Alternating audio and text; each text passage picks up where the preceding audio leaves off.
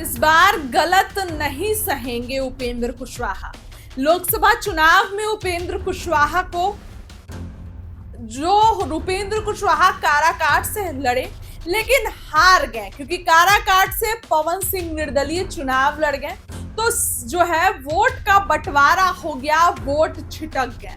अब उपेंद्र कुशवाहा हार गए और तमाम इलाकों में बीजेपी हारी। लेकिन उपेंद्र कुशवाहा ने अब ऐलान कर दिया है कि कितनी सीटों पर अब हम लड़ेंगे और कितने, क्योंकि उपेंद्र कुशवाहा तो बोलते ही रहे हैं। अब चिराग मांझी की तरह उपेंद्र कुशवाहा भी फॉर्म में नजर आ रहे हैं, चाहे वो अपनी पार्टी को मजबूत बनाना हो, विधानसभा चुनाव को लेकर हो, इन सभी चीजों को लेकर उपेंद्र कुशवाहा का बड़ा बयान आया है। वाल्मीकि नगर में बोले हैं उपेंद्र कुशवाहा। क्या कुछ कह रहे हैं उपेंद्र कुशवाहा, उनकी बात। एक तो 14 सूत्री प्रस्ताव है जिसको पारित किया गया है। प्रस्ताव की कॉपी आप सब लोगों को दे दी जाएगी। उन प्रस्तावों में एक विशेष चर्चा हमने की है, निर्णय लिया है। बिहार के साथ पिछले 50 वर्षों से अन्याय हो रहा है। 1976 में परिसीमन एक्ट का मतलब है कि विधानसभा और लोकसभा क्षेत्रों की संख्या प्रत्येक 10 साल के बाद जो जनगणना होती है उसमें बढ़ी हुई संख्या के आधार पे सीटों का निर्धारण करने का प्रोविजन हमारे संविधान में है। 51 में हुआ, 61 में हुआ, 71 में हुआ, सीटों की संख्या बढ़ी क्योंकि हमारी जनसंख्या उस वक्त से लेकर 71 तक, मतलब आज़ादी के बाद से लेकर 71 तक बढ़ती रही। आज भी हमारी संख्या बढ़ी है, उसके अनुसार हमारे यहाँ सीटों की संख्या ज़्यादा होनी चाहिए। लेकिन 1976 में डिलिमिटेशन एक्ट में संशोधन कर दिया गया और उस संशोधन के माध्यम से ऐसी व्यवस्था बना दी गई कि अब जनसंख्या के आधार पे सीटों की संख्या नहीं बढ़ती है। एक्ट में संशोधन करके रोक लगा दी गई संख्या बढ़ाने के मामला में। तो जो संख्या 1971 में निर्धारित हुई वही संख्या आज भी है, जबकि हमारा संविधान, मूल संविधान कहता है कि बढ़ी हुई संख्या के आधार पर सीटों की संख्या बढ़नी चाहिए थी। आज की जो जनसंख्या है उस आधार पर अगर सीटों का निर्धारण हो तो कम से कम 1.5 गुना संख्या बढ़ेगी लोकसभा में और उसी अनुपात में लगभग विधानसभा में भी सीटों की संख्या बढ़ेगी। और लोकसभा विधानसभा में सीटों की संख्या बढ़ेगी तो जो SC ST वर्ग के लोग हैं उनकी संख्या भी स्वाभाविक रूप से बढ़ेगी। अनुसूचित जाति या विधानसभा में अनुसूचित जनजाति के लिए भी रिजर्वेशन है बिहार में, उनकी संख्या बढ़ेगी। लेकिन 76 में उस एक्ट में संशोधन करके हमारे साथ अन्याय हुआ है। बिहार के साथ उस वक्त जो अन्याय शुरू हुआ, आज भी अन्याय चल रहा है। 76 में 25 साल के लिए उस काम को रोका गया था, फिर बाद में फिर 25 साल उस अवधि को बढ़ाने का काम हुआ। अब 2026 में वह अवधि समाप्त हो रही है। उस वक्त फिर से परिसीमन जनसंख्या के आधार पर होना चाहिए। लेकिन साउथ के कुछ राज्य जिनका हित है संख्या नहीं बढ़ने में, वैसे लोग फिर से दबाव भारत सरकार पर बनाए हुए हैं कि उस अवधि को फिर आगे बढ़ा दी जाए और संख्या न बढ़े।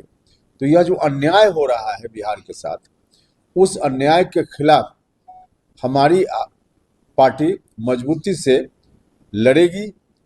इस अन्याय के खिलाफ हम सब लोगों ने कार्यक्रम भी तय किया है। हम अब इस अन्याय को बिहार में नहीं होने देंगे। किसी भी सूरत में 2026 में जो प्रस्तावित है परिसीमन का समय, 2026 में परिसीमन हो, इस बात के लिए हम जनता के बीच जाएंगे और इस बात का हमने फैसला किया है कि जनता के समर्थन से इस अन्याय को हम समाप्त करेंगे यह जो अन्याय बिहार के साथ हो रहा है। इस दृष्टि से हमारा कार्यक्रम भी बना है, बिहार में अलग अलग हिस्सों में जनता को इन्वॉल्व करके हम बड़ा कार्यक्रम करेंगे, जिस कार्यक्रम की शुरुआत अभी 2 जगह तारीख तय हुई है। एक तो 25 मई को शाहाबाद के इलाका में और दूसरा कार्यक्रम मुजफ्फरपुर में 8 जून को। यह हमारा संवैधानिक अधिकार है परिसीमन, लेकिन इसको रोका गया है, तो इसलिए इस कार्यक्रम को हम लोगों ने नाम दिया है संवैधानिक अधिकार परिसीमन सुधार। संवैधानिक अधिकार परिसीमन सुधार एक आंदोलन हमारी पार्टी ने करने का तय किया है, उसके हिसाब से कार्यक्रम भी तय हुआ है और इस कार्यक्रम को लेकर बिहार की जनता के बीच हम जाएंगे, गुलबंद करेंगे जनता को और इस अन्याय को हम नहीं सहेंगे, बिहार नहीं सहेगा। इस बात के लिए हमने निर्णय लिया है पार्टी के इस कार्यक्रम।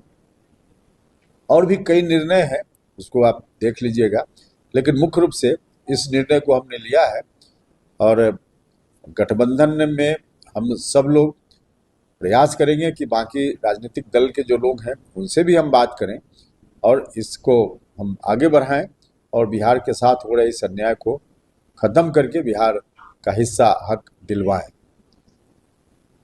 3 दिनों के शिविर में बिहार के तमाम जिला से लोग आए थे और सब लोगों ने अलग अलग मुद्दों पर अपनी राय दी है।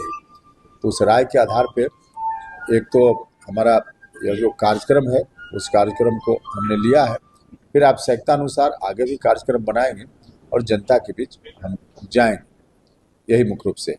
विधानसभा चुनाव से ठीक पहले आपका मंथन शिविर था, तो कैसे देखते हैं आप अभी विधानसभा में जिस तरह से नेतृत्व को लेकर दोनों तरफ से? देखिए, विधानसभा चुनाव में एक तो इस बार जब जनता ने ही मन बना लिया है एनडीए के पक्ष में मतदान करने का, तो कहीं से कोई कठिनाई नहीं है। एनडीए निश्चित रूप से फिर जीतेगा, सरकार बनाएगा। लेकिन अभी जो लोकसभा का चुनाव हुआ उस चुनाव में कुछ इलाका जहां एनडीए का परफॉर्मेंस अच्छा नहीं हुआ, बाकी बिहार के सभी हिस्सों में एनडीए का परफॉर्मेंस बहुत ही अच्छा था। कुछ लोगों ने हमारे प्रधानमंत्री जी की बात भी नहीं मानी, गृह मंत्री जी की बात भी नहीं मानी, भारतीय जनता पार्टी के राष्ट्रीय अध्यक्ष नड्डा साहब की बात भी नहीं मानी, उनके आदेश का भी उल्लंघन किया। और उनके आदेश का उल्लंघन करने वाले लोग अपने को उनकी पार्टी के नेता सदस्य कहते हैं, तो हमको आश्चर्य भी होता है। अब जो नरेंद्र मोदी जी की बात का उल्लंघन करे, जो गृह मंत्री जी के बात का उल्लंघन करे, वह भारतीय जनता पार्टी का सदस्य नहीं हो सकता है।